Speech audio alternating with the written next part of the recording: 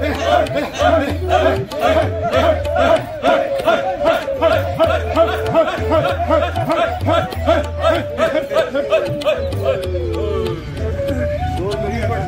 हातांनी दोन हात सुरू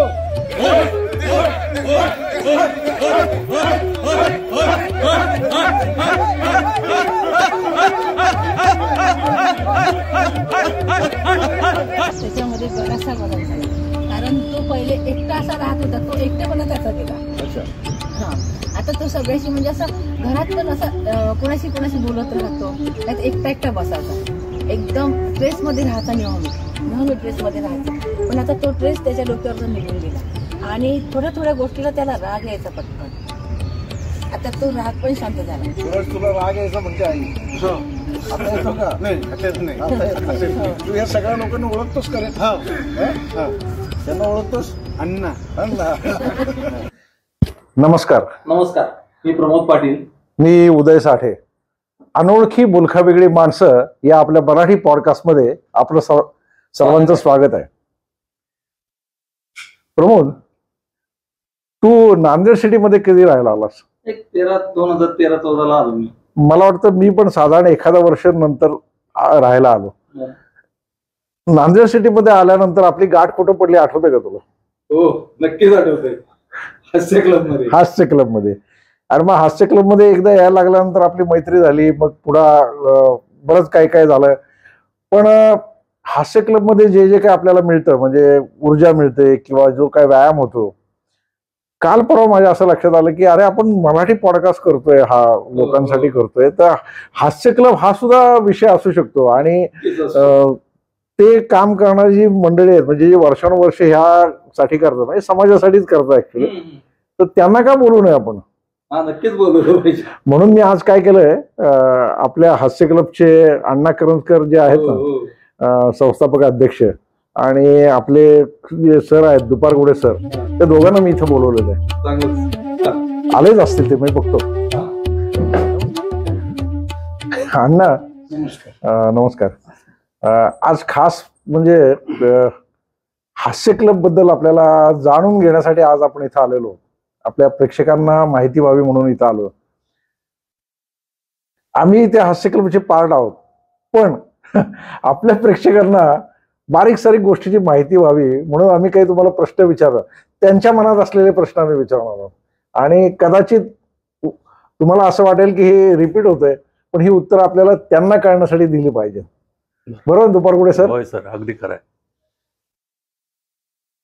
अण्णा, तुम्ही नांदेड सिटीत राहायला याच्या अगोदर मला वाटतं इथले शेतकरी म्हणूनच होता. तुमची इथं जमीन होती, मग नांदेड सिटी झाली.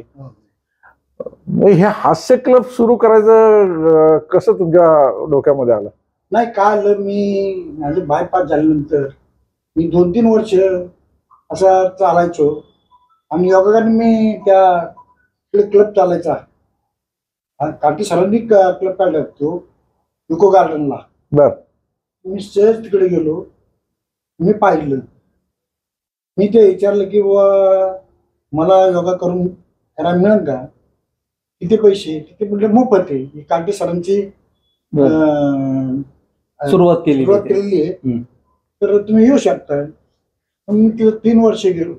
3 वर्ष तिथं मी काम केलं आणि तिथे इतकी गर्दी झाली, उभं राहा जागा नाही. तेवढं काकी सर एक दिवस आलते, त्यांनी सांगितलं की आता तुम्ही एखादा क्लब तयार करा. ते इको गार्डनला करत होते मला वाटतं. हो, इको गार्डन. तर नंतर मग कुठे गेलात तुम्ही? नंतर आम्ही काटेस आपलं छत्तीसगडाकडे गेलो आम्ही. ते आम्हाला जागा पाहिजे. म्हणलं जागा कुठे आहे? तुम्हाला पण गावत असेल ते बघा, आपल्याला ही जागा सापडली. मग त्यावेळेस गणपती हे झाला होता, आम्ही पाहून गेलो. Ampi theatre Nanded city. नंतर देडगेला आम्ही विचार केला की आपण आता इकडे यायला पाहिजे.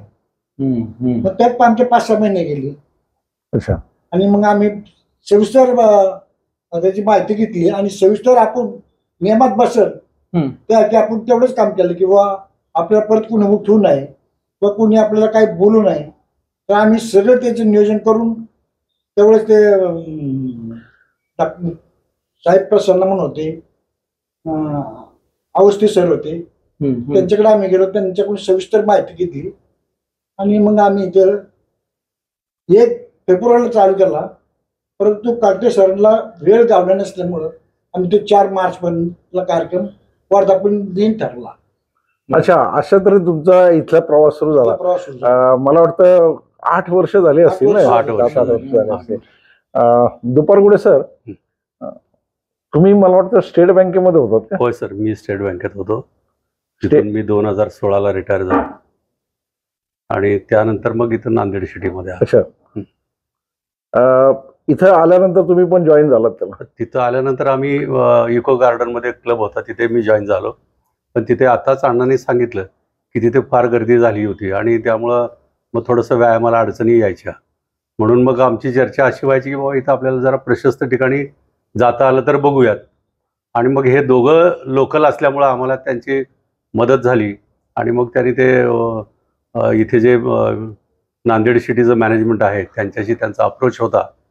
त्यांना रिक्वेस्ट केली, त्यांना पत्राचार केला आणि मग त्यांना आपल्याला रिसर इको गार्डन ऐवजी इथे क्रीडांगणमध्ये. अच्छा, तिथं पण ते चालू आहे आणि इथं पण चालू आहे, म्हणजे दोन्हीकडे 2 शाखा सुरू झाल्या, हे काही कमी नाही. हो, आणि मला वाटतं हे विठ्ठल काटे सरांनी सुरू केलेलं आहे.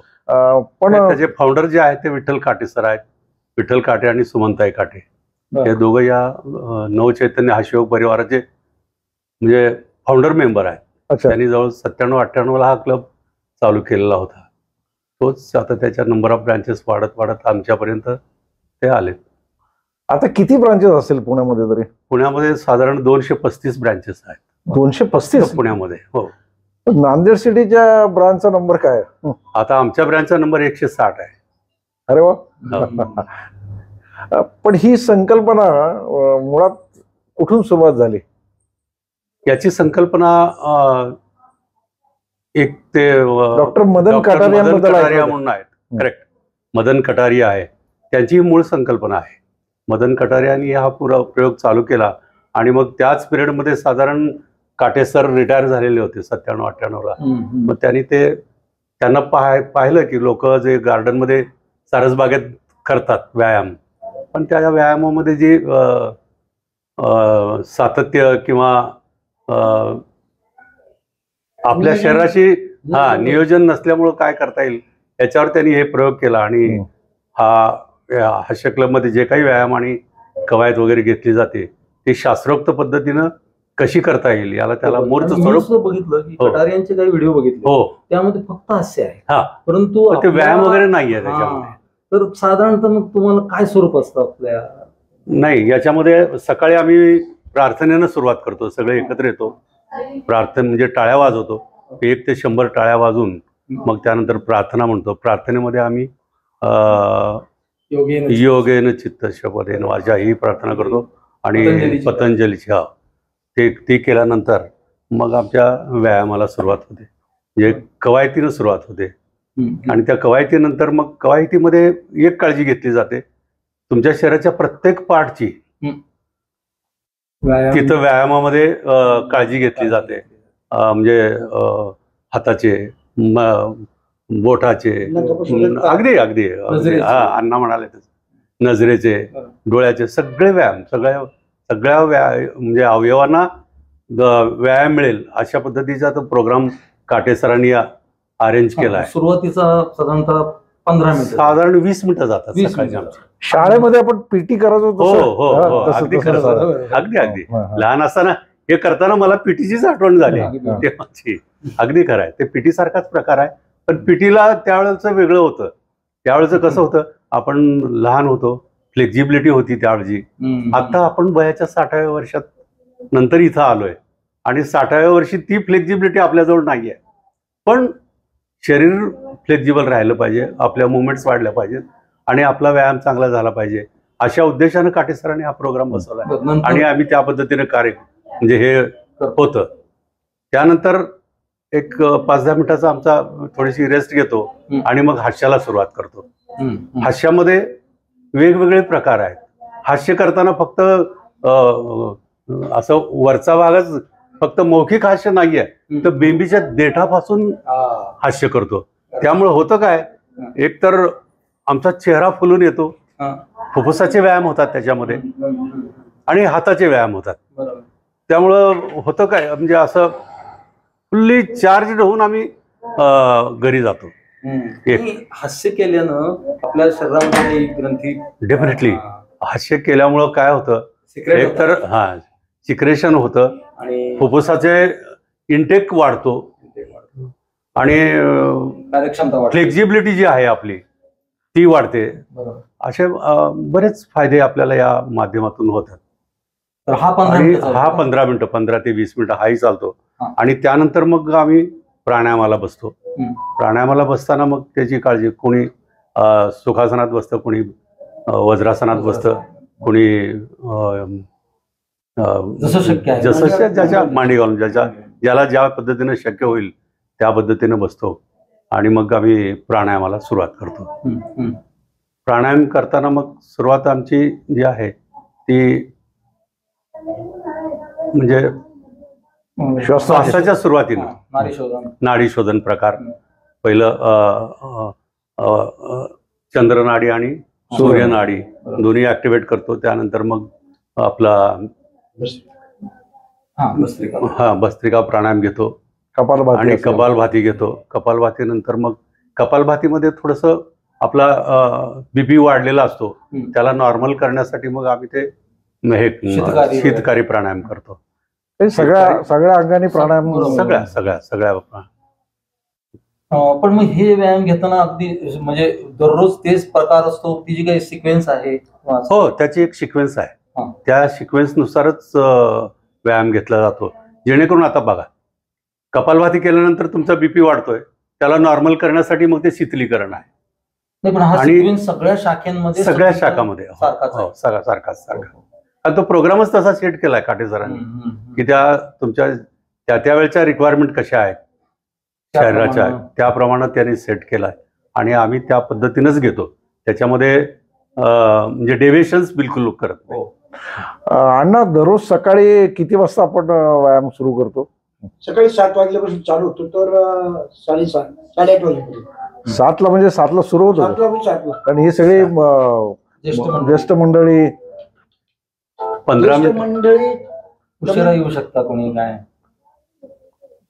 ज्येष्ठ मंडळी कमीत कमी 40 आणि महिला 50 असतात. सरासरी 90, 80 या करता असतात. अच्छा. नाही, ते व्यायामाच्या अगोदर 15 मिनिटं सगळे आलेले असतात. 15 मिनिटं आम्ही एकत्र बसतो. उलट व्यायामाच्या अगोदर साधारण अशा चर्चा होतात, इकडल्या तिकडल्या गप्पा मारण्या वगैरे, किंवा कुणी आलं. मग तो मनाचा व्यायाम आहे. डेफिनेटली फार मोठा व्यायाम त्याच्यात घडतो. लवकर येतं ना ते भरपूर असतात, त्याला ते त्याचा ऊर्जा असतं, त्यातून जास्त. काय होतं, काय आम्ही एकमेकाची अटॅच होऊन गेलोय तिथे. त्याच्यामुळे काय होतं, कुणी आला कुणी नाही गेला तर मग तो का आला नाही, किंवा मग त्याच्याकडे काय अडचण आहे का, अशा प्रकारच्या चौकशा होतात. आणि त्याचं बेनिफिट काय होतं, मग आमचा अण्णा काय करतो, त्यांना फोन करून विचारतो, अरे बाबा तू आला नाहीस, काय झालंय, काय अडचण आहे का तुला. तुमचं डायरेक्ट कनेक्ट प्रत्येक व्यक्तीशी. अगदी प्रत्येक सदस्याची. मला जर पुढं आनंदाचं पण करतो, दुःखाचं पण करतो. मी एक दिवस जरा एखादा 8 दिवस नाही आला तर मी फोन केला तर तो सांगतो माझी आजी गेली किंवा माझ्या वडिलाचं पाय फ्रॅक्चर झाला. ते थोडं हे वाटतं, जर मला वाटतं यायला आपण फोन केला जर दुःखगत वाटतं. दुसरा असा फोन केला काय येत नाही तर माझ्या नाताचं लग्न आहे, माझ्या नातीचं लग्न आहे आणि मी तुम्हाला फोन करणार होतो आपल्या शिकवते लोकांना की आमच्या पुढच्या किंवा आमच्या नातीचे किंवा आमच्या नात्याच्या लग्नात तुम्ही यायलाच पाहिजे.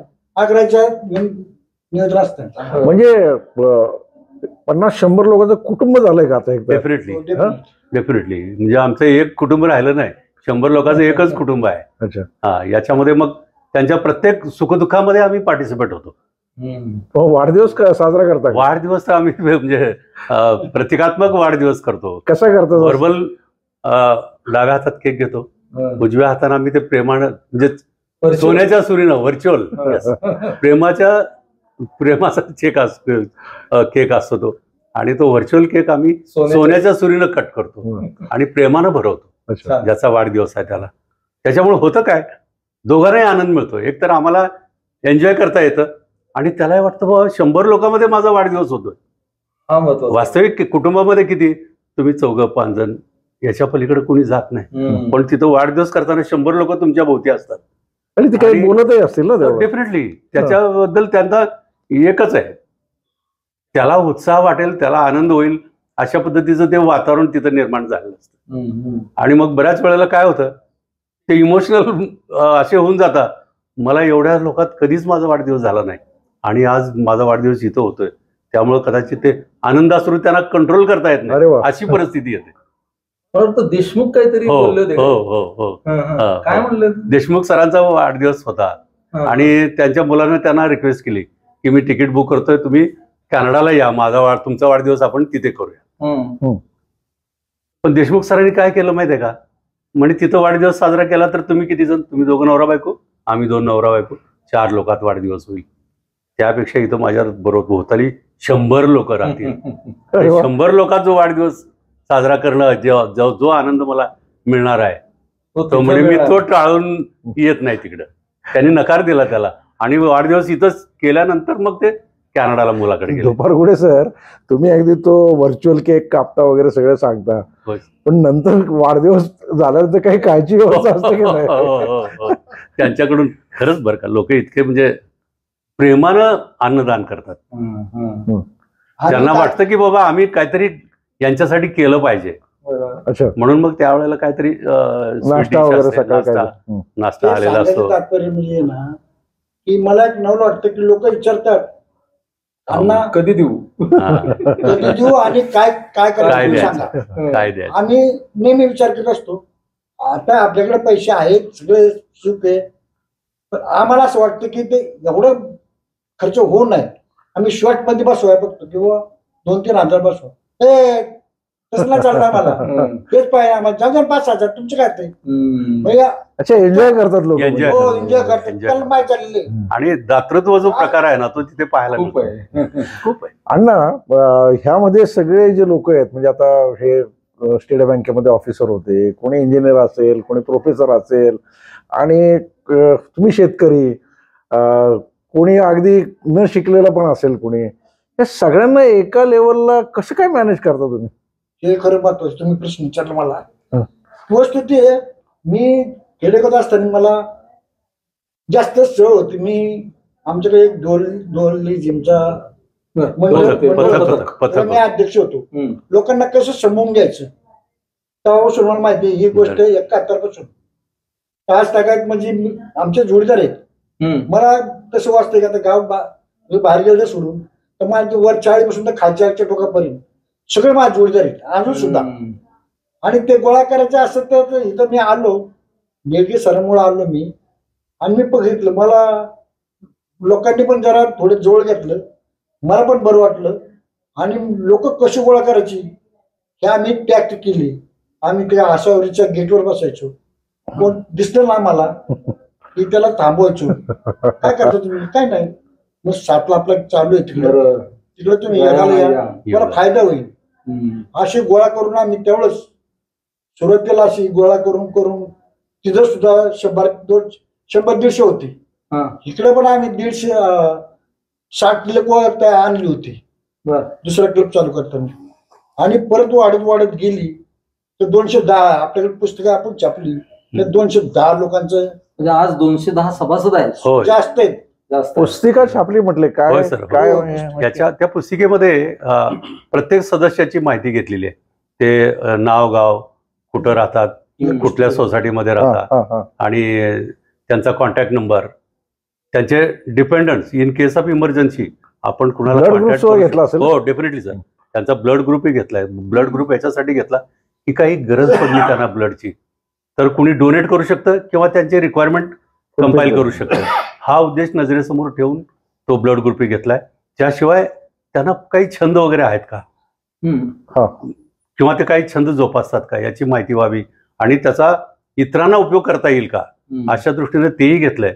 आणि इमिडिएट कॉन्टॅक्ट आपण कुणाला करू शकू केस ऑफ इमर्जन्सी तर त्याचाही कॉन्टॅक्ट नंबर घेतलाय.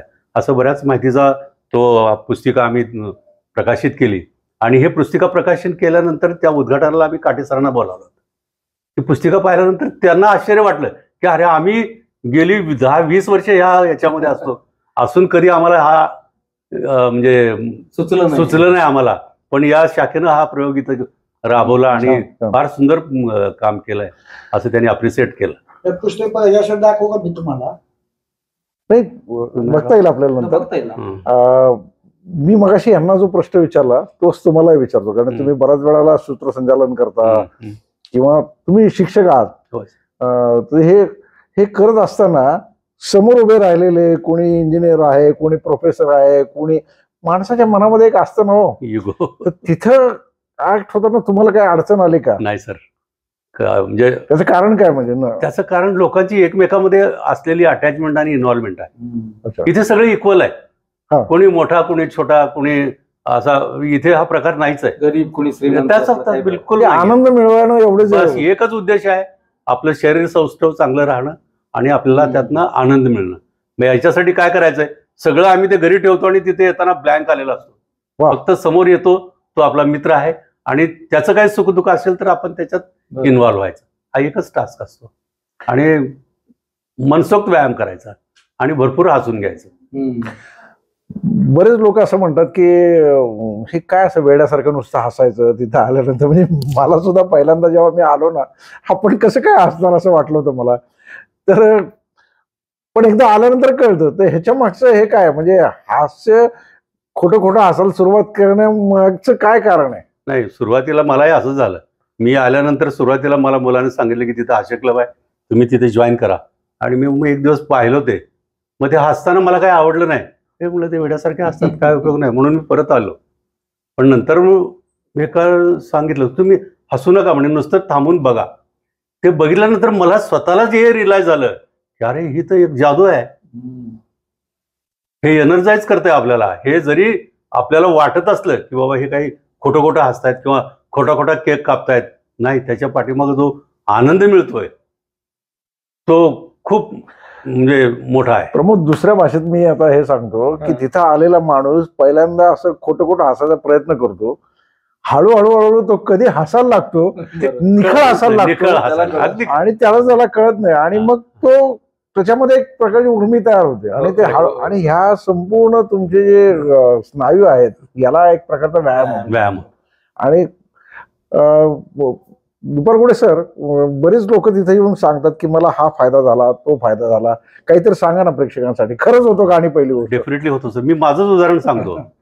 म्हणजे जॉबमध्ये असताना मी उमरग्याला ब्रँच मॅनेजर असताना मला हिवाळा चेंज झाला, त्यामुळे मला इतका त्रास झाला की माझं ब्रिदिंग बंद पडलं आणि मग मला ते अस्थम्याचा त्रास होता. आणि मग मला ते इनहेलर वापरत होतो मी, पण ते इनहेलरचा पण उपयोग झाला नाही. मग मला शेवटी ते हे द्यावं लागलं, काय ते ऑक्सिजन नाही, नेबुलायझर. करेक्ट. अशी वेळ आली. पण ते नेबुलायझेशन झाल्यानंतर मग मला डॉक्टरांनी सल्ला दिला की तुम्ही ते इनहेलर नेहमी वापरत चला.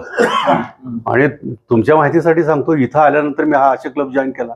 आता गेली 8 वर्ष मी एकदाही इनहेलर वापरलेलं नाही, एकदाही. म्हणजे हा it's a proud feeling for me की त्यामुळं माझा अस्थमा गेला. आणि मी हे जॉईन नसतं केलं तर मग मला ते सतत घेत राहावं लागलं असतं, इनहेलर वापरावं लागलं असतं. म्हणलं ना फुफ्फुसाची कार्यक्षमता वाढते. यस, तिथंच खरंच आहे ते. खरंच आहे. माझं 100% इन्व्हॉल्वमेंट त्यासाठीच असतं की मला माझा फुफ्फुस नीट झाला, बस झालं. आणखी काय? बऱ्याच लोकांना फ्रोझन शोल्डर असतो, त्याच्याबद्दल काय? फ्रोझन शोल्डर, आता आम्ही हाताचे व्यायाम करतो ना, त्यामध्ये फ्रोझन शोल्डर ऑटोमॅटिक कव्हर होतोय सर. आणि बऱ्याच आमच्या भगिनी, काही आता त्या शर्मिला कुलकर्णी वगैरे किंवा देशमुख, त्यांना तो फ्रोझन शोल्डरचा त्रास होता. आता त्या व्यवस्थित करतायत, सगळं ते गेलंय, कमी झालाय त्यांचा आजार. म्हणजे मग आजकालची जे IT मध्ये असलेली मुलं आहेत, जी कंटिन्युअस त्या कॉम्प्युटर समोर बसलेली असतात, एका पोस्टर मध्ये बसलेली असतात, त्यांचे कुठलेही व्यायाम होत नाही, त्यांना सुद्धा तुम्ही हे सांगू शकाल की या जॉईन व्हा? होय होय. आमच्याकडे एक IT वाला जॉईन झालेला होता. बऱ्याच वेळेला तो दररोज रेग्युलर यायचा. आता ते कॅनडा फायदा झाला. त्यांना फायदा झाला. त्याच्यात एक होतं, मानेचे व्यायाम चांगले होतात. त्यामुळं आता या IT वाल्यांना काय होतं, सतत कम्प्युटरशी बघत राहावं लागतं ना, त्यामुळे त्यांच्या मानेचे प्रॉब्लेम उद्भवतात. पण इथे सगळे व्यायाम, मानेचे व्यायाम घेतले जातात, हाताचे व्यायाम घेतले जातात. त्यामुळं तो प्रकार इथे कव्हर होऊन जातो आणि त्यांना आनंद वाटतो जॉईन व्हायला. सर, आपण व्यायाम तर आहेच, त्याबरोबर काही सण वगैरे साजरे करतो. होय होय. आपण आता ते रक्षाबंधनाचे सण साजरे करतो. त्याचबरोबर हे तिळगुळ घ्या, गोड बोला, मकर संक्रांतीचा सण तो घेतो. आषाढी एकादशी, आषाढी एकादशीला तर आमच्या काही भगिनी सासवड पर्यंत चालत जातात. इथल्या 2 भगिनी तर आहेत त्या अबव 60 या सासवड पर्यंत इथं पायी जातात दिंडीमध्ये. दुसऱ्या 2 भगिनी आहेत, कमलमते आणि कोरडे, शशिकला कोरडेताई. या दोघी पंढरपूर पर्यंत, देहूपासून पंढरपूर पर्यंत पायी गेलेल्या आहेत. आणि ही ताकद आहे ती नवचैतन्य हा शिवक परिवार, ही ताकद. कारण इथे एवढी एनर्जी मिळते ना की दिवसभर आम्ही फ्रेश असतो. बॅटरी चार्ज, फुल चार्ज. एकदाही असा कंटाळा आलाय, थकलोय आणि मुरगळून बसलोय असं बिलकुल होत. अण्णा, ह्या लोकांना तुम्ही सुट्टी देत असाल ना एखाद्या आठवड्यात? सुट्टी हा प्रकार आमच्याकडे नाही. मग 365 सण नाही, सुट्टी नाही, काही नाही, सगळ्या दिवशी व्यायाम. आणि ज्याशी सण असेल त्याची आम्ही सकाळी त्यावेळी तिथं त्याची माहिती कुणाला माहिती असेल तर आम्ही सांगतो. तुम्हाला काय माहिती याच्याबद्दल सांगू शकताय. आणि थोडं नकली खाऊ आम्ही त्याला काढतो. कारण अचानक कसं होतं की सणाला सेशन नसतं, पण आम्ही ते अचानक उभा चला तिळगुळ घ्या. तिळगुळ तर असतं आपलं मकर संक्रांतीला. एक उदाहरण म्हणून सांगितलं की प्रत्येक वेळेस सण असेल तेव्हा आम्ही त्या सणाचं महत्व आणि ते दिवस साजरा करायचा आणि आपलं परत 3 योगा ते करायचं आणि आरामशीर गेलं. एवढे वेगवेगळ्या यातली लोक असतील, ते पुढे येऊन बोलत असतील ना ह्या सगळ्या गोष्टी? करतात ना, करतात बरेच असं. पण मला हे कळत नाही की एवढी वयस्कर लोक ज्येष्ठ आहेत पण ते अगदी शिस्तबद्ध राहतात तिथं. हे खरं तर हेच मोठं आश्चर्य आहे. You can't imagine.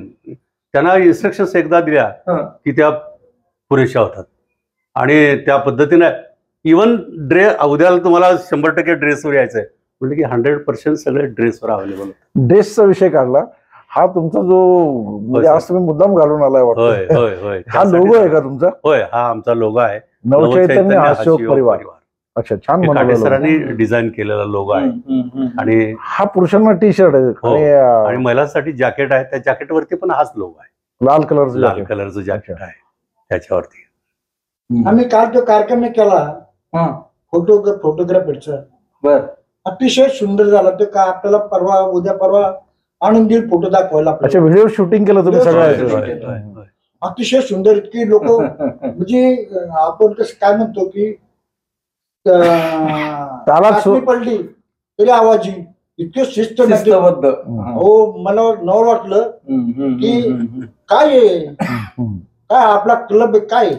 नाहीतर काय होतं माहितीये का, इतर आपल्याकडे शिस्त लय. काटे सरांनी मला एकदा बोलून दाखवलं तुमच्याकडे शिस्त आहे म्हणून चालतंय. आता काल आपल्या याल्या होत्या लता चव्हाण, म्हणलं कुणी ऐकत नाही तिथं. तो तेच मोठं उदय. काय होतं माहितीये का की इतर क्लब मी कितीतरी बघितले त्याची चालू होतात आणि वर्षभरात 1.5 वर्षात बंद होतात कारण शिस्त नसते. सगळं बरोबर असतं, शिस्तच नसल्यामुळे त्या गोष्टी. अण्णा, एवढी लोक आहेत म्हटल्यानंतर कोणीतरी येत असेल की माझ्या घरचं काहीतरी म्हणजे व्यवसाय वाढीसाठी काहीतरी बोलत असेल किंवा त्यांना काय करता म्हणजे ऍडव्हर्टाइज करता? हा, मी तुम्हाला सांगतो. मी प्रत्येकाला सांगत असतो तुम्ही स्वतः जर काय करा.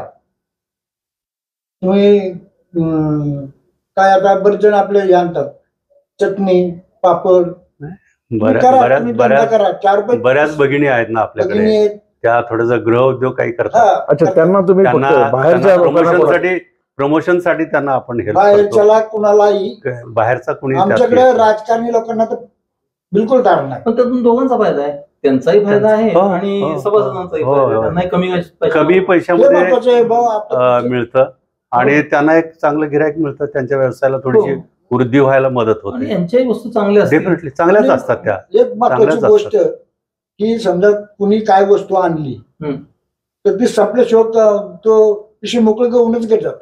म्हणजे एवढं ते चांगलं एवढं लोक म्हणजे हातात का नाही हे प्रश्न वेगळा आहे, पण ते घेतात लोक. म्हणजे लोक इतकी प्रेमाची उकळली ते काय आहे ते बाकीचे बघतच नाही. देणारा पण म्हणजे चांगलं तेच द्यायचा प्रयत्न, क्वालिटी प्रोडक्ट आणतात. जसं राजकारण तुमच्या याच्यामध्ये नाही तशी जाती धर्म आहे का? जाती धर्म तर बिलकुल नाही. आमच्याकडे जाती धर्म भेदभाव आणि तुमचं राजकारण कोणत्या पक्ष असेल बाहेर, मी कोणत्या पक्षाचा आहे बाहेर, तिथं नाही. मी काहीतरी ऐकलं अण्णा की ते आपल्या हास्य क्लब मध्ये सूरज तो जरासा मतिमंद आहे. होय. त्याचं काय, त्याची कशी प्रगती आहे? त्याच्याबद्दल सांगायचं म्हणलं ना तर आता त्या ताया यायच्या, तिने दोन वर्गांना विचारलं की माझा पोरगा असा आहे, तर तुमच्याच सांगितलं तुम्ही त्या अण्णाला विचारा. मला विचारलं, हो म्हणलं घेऊन या, आज माझं असतं त्यांना तेच बोललो. आता ते बोललो तर मी आता बोलतोय, जर माझं असतं मी काय केलं असतं, घेऊन या म्हणलं. मग तो मुलगा आज का बोलतो 25 पर्यंत आकडे मग बोलतो, त्याला बोलता येत नव्हतं, तो अतिशय टॅलेंट झालेला मुलगा.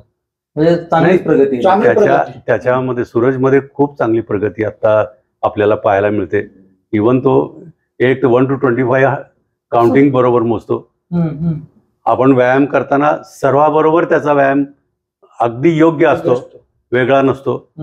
प्राणायाम करताना तो आपण आता नेक्स्ट काय करणार आहोत तो अगोदर सांगण्याचा प्रयत्न, म्हणजे त्याचा जो मेंदूचा विकास रखडलेला होता तो डेव्हलप होतोय, सुरू झाला तो केवळ हास्य क्लब मध्ये सुरू झाला. हास्य क्लबमुळे. अच्छा, हास्य क्लबमुळे म्हणजे त्याला ब्रेनला काहीतरी तुम्ही टॉनिक दिलं आणि हळूहळू ब्रेन विकसित होत चालला होतोय. कसं आहे त्याचे रिझल्ट दिसतायत सर. त्याला आम्ही मोकळं सोडलं, बोलतो पण जातो. म्हणजे स्टेजवर वाढदिवसाला तो प्रत्येकाला विश करतो, ज्याचा वाढदिवस आहे त्याला सेकंड करतो, एखादं प्रेझेंट काहीतरी द्यायचा प्रयत्न करतो आणि त्याला शुभेच्छा देतो. इतकी प्रगती आहे त्याच्यामध्ये न सांगता. कोणी सांगावं लागत नाही त्याला. एखाद्याचा वाढदिवस, परवा एका कार्यक्रमामध्ये त्याच्या आई वडिलांनी पण त्यांचं मत मांडलं होतं, ते सांगा ना जरा प्रेक्षकांना. त्यांच्या आई वडिलांना इतका आनंद झालाय की यवतमाळमध्ये जे प्रेम आम्हाला मिळालं नाही ते इथं पुण्यामध्ये नांदेड सिटीत आम्हाला मिळालं, असं त्यांचं म्हणणं आहे. का तर त्यांच्या मुलाला नांदेड सिटीतल्या हास्य क्लबमुळे त्याच्या प्रगती तर त्याची झालीच आहे. इंडिपेंडंट, तो लिफ्टमध्ये जायला भीत असणारा पोरगा आज एकटा घरातून हास्य क्लब पर्यंत येतो आणि परत जातो. ही एवढी मोठी प्रगती केवळ आणि केवळ नवचैतन्य परिवारामुळे झाली. वय वर्ष 30 वर्ष वय आहे. कुठल्याही आई वडिलांना आपल्या मुलाचं एक हे लागून राहिलेले असते, आज ह्या हास्य क्लब मुळे एक आधार मिळाला, त्याला एवढे लोक पालक असल्याचा आधार मिळाला असं त्यांनी सांगितलंय का? अगदी करायचं, अगदी करायचं. इव्हन बऱ्याच वेळेला आम्ही काय करतो, हास्य घेत असताना त्याला बोलवतो आणि ते हास्याचे जे प्रयोग आहेत ते त्याला आम्ही करायला लावतो, तो करतो आणि तो मस्त करतो. हा, खूप आनंद घेतो तो. सहली काढता का तुम्ही? होय सर, बऱ्याच वर्षातून जवळपास आम्ही 3-4 सहली काढतो. आता नुकतंच आम्ही दिव्या आगार हरिहरेश्वरला जाऊन आलो. त्या अगोदर रायगडची ट्रिप केली आम्ही. अरे वा. हुरडा पार्टी, चिंचेचा मळा या ठिकाणी आम्ही हुरडा पार्टीला गेलो. माथेरानला गेलो, जेजुरीला पण गेलो. हो, जेजुरीला गेलो होतो. आणि जेजुरीची गंमत सांगतो आपल्याला. आता आम्ही सगळे 60 आहोत, अबो 60 आहोत. गड सर्वांनी चढलाय. अरे वा. मंदिरापर्यंत, आत मंदिरात जाऊन दर्शन करून मग आम्ही खाली आलो. हो, 84 वर्षाचा आमचा नाना आहे, तो सुद्धा वरती चढला आणि तिथे आम्ही दर्शन वगैरे करून आलो. हे केवळ काय होतं माहितीये का, इथं जी आम्हाला हास्य क्लब मध्ये एनर्जी मिळते ते एकमेव कारण आहे की एवढं आम्ही करू शकलो. तुम्ही जसे शिक्षक आहात तसे महिला पण शिक्षक असतील? हो सर, आमच्याकडे जवळपास पुरुषापेक्षा महिलाच जास्त शिक्षक आहेत. 8-10 शिक्षिका आहेत. अच्छा. आणि त्या अतिशय चांगलं घेतात. तुम्हाला काय ट्रेनिंग वगैरे दिलेलं आहे? हे आम्ही आता एकत्र राहतो त्यामुळं अनुभवात एकमेकाचं अनुभवाचं ट्रेनिंग आहे. करतात ते एखादा करायला लागला की त्याला मग सपोर्ट करून त्याला अपलिफ्ट करण्याचा प्रयत्न करतो आणि होता असे शिक्षक तयार होतो. म्हणजे आज एखादा शिक्षक तयार झाला तर दुसरी एखादी तो बॅच पण काढू शकेल. डेफिनेटली तसे बऱ्याच लोकांनी काढलेले. इथं सरगम मध्ये आहे, पुन्हा नाही याच्यामध्ये त्या कलाश्री बागेश्री मध्ये त्याच काही त्यांनी एक बॅच चालू केली. हो 3-4 बॅचेस चालू झाल्या.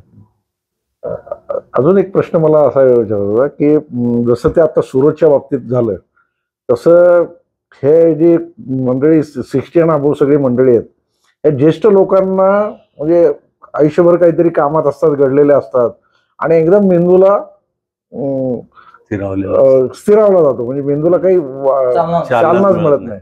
अशा वेळेस तुमच्यामध्ये आल्यानंतर एक प्रकारची चालना मिळते आणि मग ही इतर दिवशी पण भेटत असतील, त्यांनी पण काहीतरी घडत असेल ना. सकाळी तर तुम्ही भेटताय होय आणि नंतर पण कधीतरी भेटत असतीलच ना. हा मग संध्याकाळी फिरायला जाणं वगैरे अशा वेळेला बऱ्याच लोकांच्या गाठीभेटी होतात आणि त्यावेळेला मग अशाच चर्चा असतात. गाणी गप्पा वगैरे.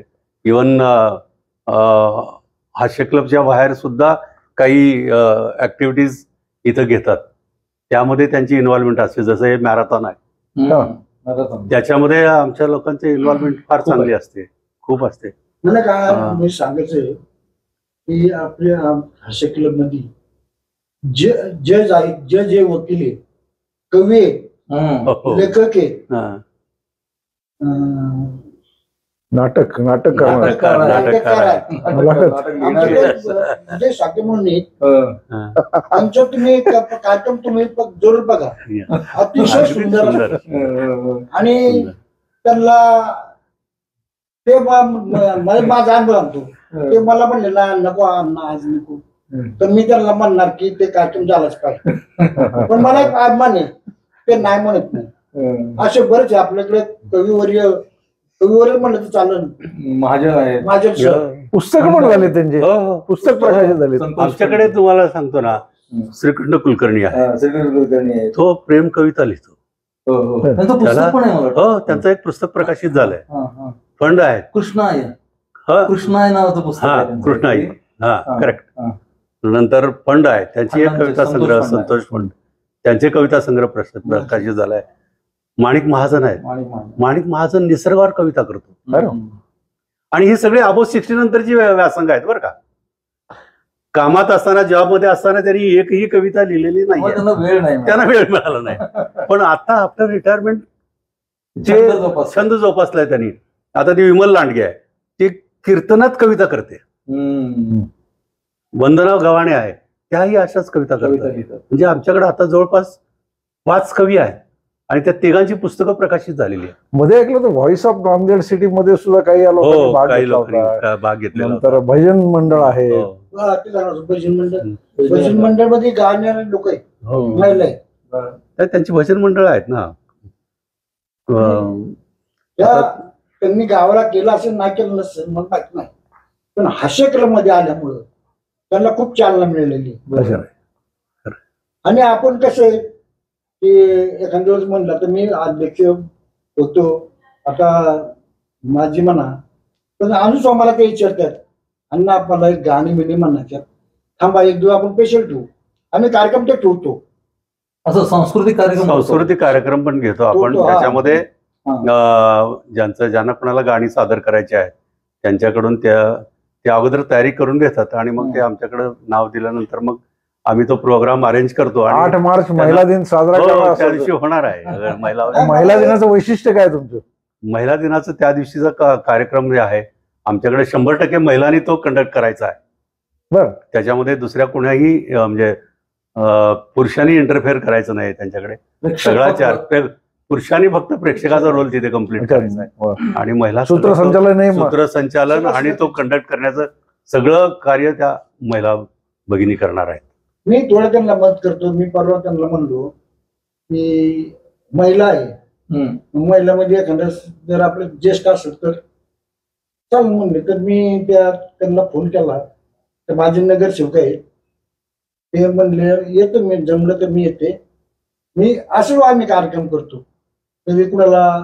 पण ते कसं आम्ही राजकारणाचा विषय काय म्हणतो की काँग्रेसचं आहे काही बीजेपीचं, हे लोक असतात, पण ते रिटायर झालेले लोक आम्ही बोलवतो, चालू गाडीचे लोक आम्ही बोलवत नाही. काय समजा तुम्ही पण उद्या म्हणसाल तुम्ही म्हणता राजकारणाचा विषय घेत नाही तुम्ही, तर आम्ही रिटायर झालेले लोक राजकारणात रिटायर झाले त्यांना आम्ही बोलवतो, कारण त्यांना त्या राजकारण बोलता यायचं नाही. मला एक उत्सुकता आहे.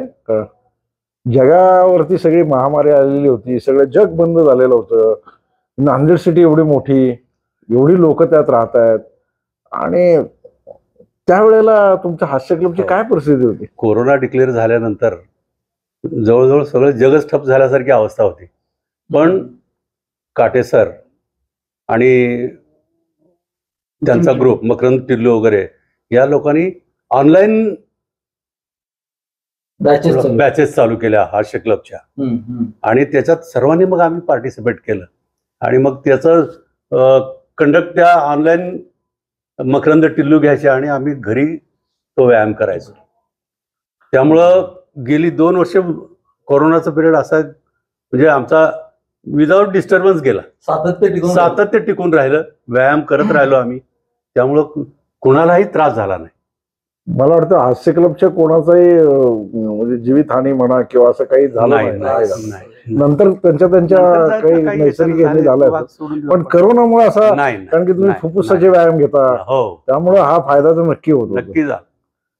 कोरोनात हानी झालीच नाही आमच्याकडे, कोरोनात हानी झालीच नाही. मला एक सांगा, श्रेय हास्य क्लबला जात. मला एक सांगा, आता ते तुम्ही ऑनलाईन घेत होता म्हणता, तर ऑनलाईन आता मी पण शिकलोय समजा हा सगळा, मी घरी जर केला तर इथं आणि तिथं काय फरक आहे? नाही, घरी एकटाच असता तुम्ही, इथे तुमच्या बरोबर 70-80 लोक असतात, आणि सांघिक करणं आणि वैयक्तिक करणं याच्यामध्ये फार मोठा फरक. सामूहिक उपासना सांगायचं, आपण ताक करतो, ताक घरी किती करणार? 7-8 डाग करणार. तिथे कसं आहे, तुमचं चालत मला पण चिव येणार, तुम्हाला चिव येणार, त्यामुळे काय होतं शेवट शिक्षकांना सांगायला लागतात, इतकी ऊर्जा तिथे घरी नाही जमत एवढं. ताक म्हणजे ते याचं का हास्याचा प्रयोग खूप सगळं चांगलं आहे तो.